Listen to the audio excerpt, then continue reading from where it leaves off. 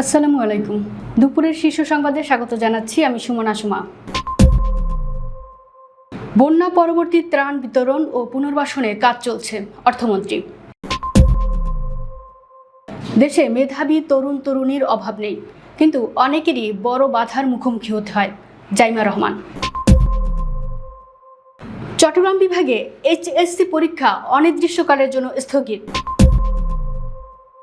নৌবাহিনীর প্রধান হিসেবে নিয়োগ পেলেন খন্দকার মিসবা। এলডিসি উত্তরণে বাংলাদেশের পাশে থাকবে ইইউ ও G77। ডিএমপির 24 ঘন্টার অভিযানে গ্রেপ্তার 401, মামলা 50। মালয়েশিয়ায় 81 বাংলাদেশি সহ 113 অবৈধ অভিবাসী আটক। রাজধানীতে বাড়ল মাছ, মুরগি ও সবজির দাম, ডিমও ঊর্ধ্বমুখী। লঘুচাপ এখন আরও শক্তিশালী, সমুদ্র বন্দরে 3 নম্বর সতর্ক সংকেত। আর্জেন্টিনা স্পেন ফাইনালে, ঐতিহাসিক আংটি দিচ্ছে ফিফা। চীনের বিরুদ্ধে নির্বাচন প্রভাবিত করার অভিযোগ ট্রাম্পের, বেইজিংয়ের প্রত্যাখ্যান। ইরানের বেসামরিক অবকাঠামোতে ভয়াবহ হামলা যুক্তরাষ্ট্রের। একসঙ্গে মরার সিদ্ধান্ত নিয়ে যমুনায় ঝাঁপ দিলেন প্রেমিক, পালিয়ে গেলেন প্রেমিকা। শুনছিলেন শিরোনাম, এবার বিস্তারিত। চট্টগ্রামের বন্যায় প্রায় 7 লাখ মানুষ ক্ষতিগ্রস্ত হয়েছেন বলে জানিয়েছেন অর্থ ও পরিকল্পনা মন্ত্রী আমির খসরু মাহমুদ চৌধুরী। তিনি বলেন, এরই মধ্যে 1 লাখ মানুষের মধ্যে ত্রাণ বিতরণ করা হয়েছে। ত্রাণ কার্যক্রমের পাশাপাশি ক্ষতিগ্রস্তদের পুনর্বাসনের কাজও শুরু হয়েছে। শুক্রবার চট্টগ্রামের পতেঙ্গায় বন্যার্তদের মাঝে ত্রাণ বিতরণকালে তিনি এসব কথা বলেন। অর্থমন্ত্রী বলেন, বন্যায় ক্ষতিগ্রস্ত মানুষের মধ্যে চাল, রান্না করা খাবার ও শুকনো খাবার বিতরণ করা হচ্ছে। পুনর্বাসন কার্যক্রমও এরই মধ্যে শুরু হয়েছে এবং পুরোপুরি পুনর্বাসন শেষ না হওয়া পর্যন্ত সরকারের সহায়তা অব্যাহত থাকবে। বন্যার কারণে অনেক সড়ক ক্ষতিগ্রস্ত হয়েছে জানিয়ে তিনি বলেন, এসব সড়ক দ্রুত মেরামতের জন্য এরই মধ্যে নির্দেশনা দেওয়া হয়েছে এবং কাজও শুরু হয়েছে। দেশে মেধাবী তরুণ তরুণীর অভাব নেই, কিন্তু অল্প বয়সেই অনেকেরই বড় বড় বাধার মুখোমুখি হতে হয় বলে মন্তব্য করেছেন বিএনপির চেয়ারম্যান ও প্রধানমন্ত্রী তারেক রহমানের মেয়ে জাইমা রহমান। শুক্রবার 12টা 33 মিনিটে তার ভেরিফাইড ফেসবুক পেজে এক পোস্টে তিনি এ মন্তব্য করেন। ওই পোস্টে তিনি বলেন, সম্প্রতি বাংলাদেশের বিভিন্ন অঞ্চল থেকে আসা কয়েকজন মেধাবী শিক্ষার্থীর সঙ্গে আমার পরিচিত হবার সুযোগ হয়েছিল। স্কাউটিং, বিজ্ঞান মেলা ও বিতর্ক প্রতিযোগিতা থেকে শুরু করে খেলাধুলা, পরিবেশ রক্ষা, ভাষা শিক্ষা এবং কোডিং পর্যন্ত নানা বিষয়ে তাদের অসাধারণ অর্জন রয়েছে। তাদের মেধা জানার আগ্রহ, শৃঙ্খলা এবং দৃঢ় মনোবল সত্যি প্রশংসার যোগ্য। অনেক সীমাবদ্ধতার মধ্যেও নিজেদের পছন্দের বিষয়ে আরও দক্ষ হয়ে ওঠার জন্য তারা প্রতিদিন কঠোর পরিশ্রম করে যাচ্ছে। জাইমা রহমান বলেন, বাংলাদেশে মেধাবী তরুণ তরুণীর কোনো অভাব নেই, কিন্তু তাদের অনেকের অল্প বয়সেই বড় বড় বাধার মুখোমুখি হতে হয়। কারো রয়েছে আর্থিক সংকট, কারো ওপর পরিবারের দায়িত্ব। ভিন্নভাবে সক্ষম অনেকেই কঠিন পরিস্থিতির সঙ্গে লড়তে হয়, আবার অনেকেই প্রয়োজনীয় প্রাতিষ্ঠানিক সহায়তা পান না। চট্টগ্রাম শিক্ষা বোর্ডের অধীনে সব জেলায় এইচএসসি ও সমমান পরীক্ষা অনির্দিষ্টকালের জন্য স্থগিত ঘোষণা করা হয়েছে। তবে অন্যান্য স্থান এবং শিক্ষা বোর্ডের এইচএসসি ও সমমান পরীক্ষা চলবে। বন্যা পরবর্তী পরিস্থিতি, শিক্ষার্থীদের মানসিক অবস্থা ও বন্যায় রাস্তাঘাট ক্ষতিগ্রস্ত হওয়ার কারণে পরীক্ষা স্থগিত করা হয়েছে বলে জানিয়েছে শিক্ষা বোর্ডগুলোর মোর্চা আন্তঃশিক্ষা বোর্ড সমন্বয় কমিটি। বৃহস্পতিবার রাত 11টার পর জারি করা এক বিজ্ঞপ্তিতে পরীক্ষা স্থগিতের ঘোষণা দেওয়া হয়। এর আগে বৈরী আবহাওয়া ও বন্যার কারণে 8 জুলাই থেকে 16 জুলাই পর্যন্ত চট্টগ্রাম শিক্ষা বোর্ডের এইচএসসি এ বিভাগের 5 জেলায় আলিম এবং HSC vocational BMT diploma in commerce পরীক্ষা স্থগিত করা হয়। রাতে আবার এসব পরীক্ষা স্থগিতের ঘোষণা এলো। নৌবাহিনীর নতুন প্রধান হিসেবে নিয়োগ পেয়েছেন রিয়ার অ্যাডমিরাল খন্দকার মিসবা উল আজিম। তিনি 23 জুলাই ভাইস অ্যাডমিরাল পদে পদোন্নতি লাভ করবেন এবং নৌবাহিনী প্রধানের দায়িত্ব গ্রহণ করবেন। বৃহস্পতিবার আন্তঃবাহিনীর জনসংযোগ পরিদপ্তরের এক সংবাদ বিজ্ঞপ্তিতে এই তথ্য জানানো হয়। বর্তমান নৌবাহিনীর প্রধান অ্যাডমিরাল এম নাজমুল হাসান 23 জুলাই পর্যন্ত দায়িত্বে থাকবেন। 2023 সালের 24 জুলাই থেকে নৌবাহিনীর প্রধান হিসেবে তিনি দায়িত্ব পালন করে আসছেন।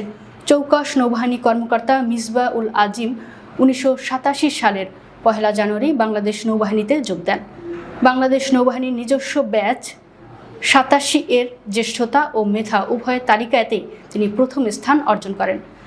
মিসবাহ উল আজিম বর্তমানে ওমানে বাংলাদেশের রাষ্ট্রদূত হিসেবে দায়িত্ব পালন করছেন। স্বল্পোন্নত দেশের তালিকা থেকে মসৃণ, টেকসই ও স্থিতিশীল উত্তরণে বাংলাদেশের পাশে থাকার ব্যাপারে আবারও আশ্বাস দিয়েছে ইউরোপীয় ইউনিয়ন এবং গ্রুপ অব 77 অ্যান্ড চায়না।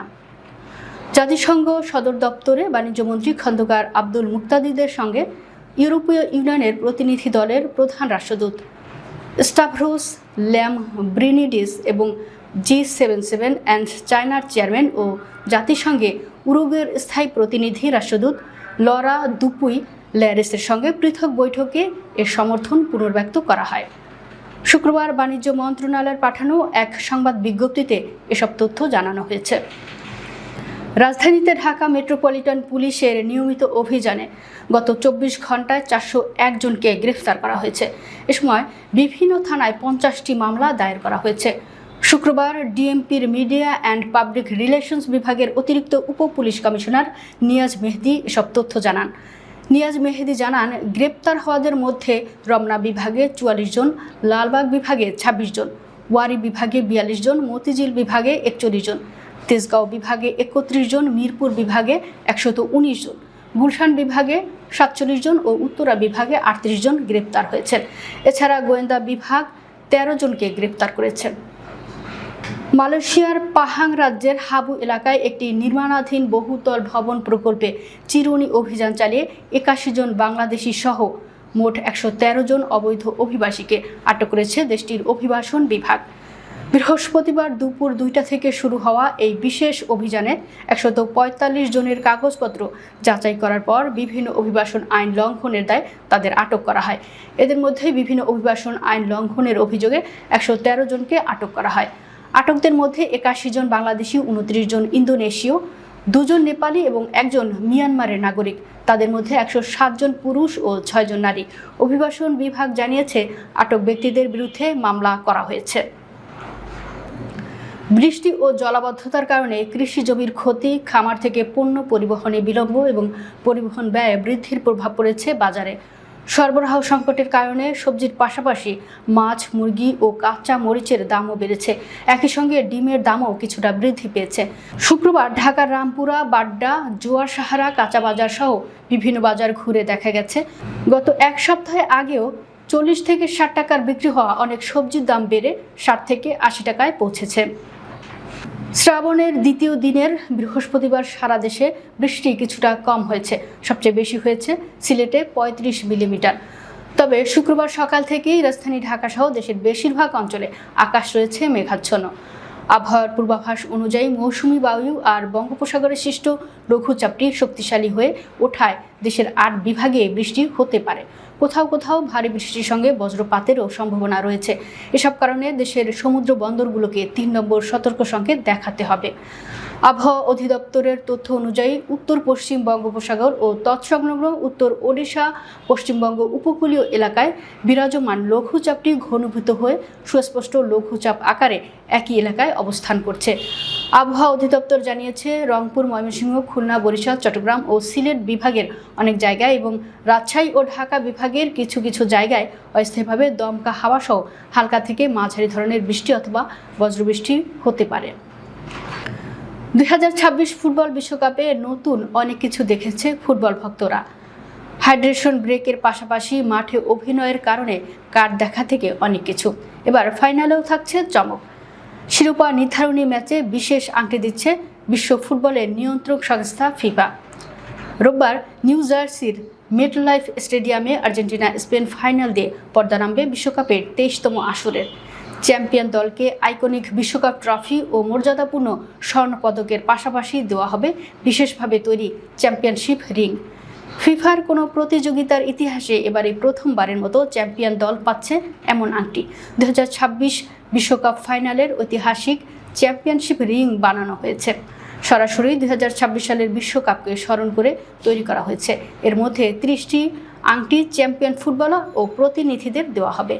বাকি 1996 আংটি বিশ্বজুড়ে ফুটবল প্রেমীদের জন্য অফিসিয়াল লাইসেন্সপ্রাপ্ত পণ্য হিসেবে বিক্রি করা হবে।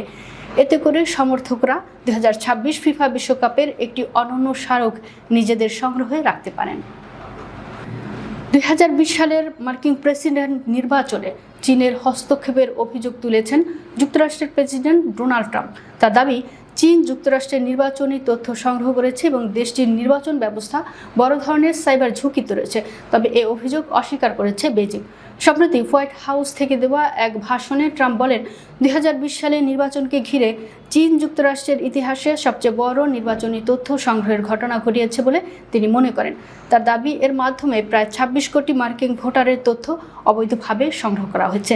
ট্রাম্প আরও বলেন, নির্বাচনী ব্যবস্থায় বড় ধরনের সংস্কার না হলে ভবিষ্যতে নির্বাচনগুলো প্রভাবিত হওয়ার ঝুঁকি রয়েছে। এ বিষয়ে থাকা গোয়েন্দা তথ্যের গোপনীয়তা তুলে নেওয়ার ঘোষণাও দেন তিনি। ইরানে আবারও বড় ধরনের হামলা চালিয়েছে যুক্তরাষ্ট্র। দেশটির দক্ষিণাঞ্চলের বন্দর নগরী বন্দর আব্বাসের কর্মকর্তাদের দাবি, হামলায় বিদ্যুৎ স্থাপনা ও রেল স্টেশন সহ বিভিন্ন বেসামরিক অবকাঠামো ক্ষতিগ্রস্ত হয়েছে। গত এক সপ্তাহে ইরানের বিভিন্ন স্থানে কয়েকশো বিমান হামলা চালিয়েছে যুক্তরাষ্ট্রের সামরিক বাহিনী। এসব হামলায় অন্তত 35 জন নিহত এবং আরও 300 জন আহত হয়েছে বলে জানিয়েছেন দেশটির স্বাস্থ্য কর্মকর্তারা। হামলার পাশাপাশি ইরানের উপর আবার নৌ অবরোধও আরোপ করেছে যুক্তরাষ্ট্র। মার্কিন বাহিনী ইরানের দক্ষিণ উপকূল ও হরমুজ প্রণালীর আশেপাশের সামরিক স্থাপনাগুলোকে লক্ষ্য করে হামলা চালিয়েছে। এদিকে ইরানের সেনাবাহিনী জানিয়েছে, তারা বাহরাইনে অবস্থিত একটি মার্কিন সামরিক ঘাঁটিতে বিমান লক্ষ্য করে হামলা চালিয়েছে। একই সময়ে কুয়েতের সেনাবাহিনী জানিয়েছে, তারা ক্ষেপণাস্ত্র ও ড্রোন হামলার জবাব দিতে প্রতিরক্ষামূলক ব্যবস্থা গ্রহণ করেছে। একসঙ্গে আত্মহত্যার সিদ্ধান্ত নিয়েই যমুনা নদীর সেতুতে গিয়েছিলেন প্রেমিক প্রেমিকা, কিন্তু শেষ মুহূর্তে বদলে যায় দৃশ্যপট। প্রেমিক নদীতে ঝাঁপ দিলেও প্রেমিকা তা না করে ঘটনাস্থল ছেড়ে হেঁটে চলে যান। পরে পুলিশ ও স্থানীয় ডুবুরিদের দ্রুত অভিযানে জীবিত উদ্ধার করা হয় ওই যুবককে। বৃহস্পতিবার ভারতের উত্তরপ্রদেশের প্রয়াগরাজের নিউ যমুনা ব্রিজে এ ঘটনা ঘটে। পুলিশ জানিয়েছে, উদ্ধার হওয়া যুবকের নাম আনু গুপ্তা। প্রত্যক্ষদর্শীদের বরাতে পুলিশ জানায়, যুগলটি একসঙ্গে আত্মহত্যার উদ্দেশ্যে সেতুতে এসেছিলেন। সেতুতে দাঁড়িয়ে শেষবারের মতো কথাবার্তার পর পরিকল্পনা অনুযায়ী আনু গুপ্তা যমুনা নদীতে ঝাঁপ দেন। তবে নদীতে ঝাঁপ না দিয়ে তীরে দাঁড়িয়ে পুরো ঘটনাটি দেখেন তার সঙ্গে থাকা তরুণী। দর্শক, ভিডিওটি শেষ পর্যন্ত দেখার জন্য আপনাকে অসংখ্য ধন্যবাদ। নিত্য নতুন ভিডিও পেতে আমাদের ইউটিউব চ্যানেলটি সাবস্ক্রাইব করুন এবং নিয়মিত নোটিফিকেশন পেতে বেল বাটনটি ক্লিক করুন। আমাদের ফেসবুক পেজটি ফলো করুন। এছাড়াও আমাদের ভিডিও লাইক, কমেন্ট ও শেয়ার করুন। আল্লাহ হাফিজ।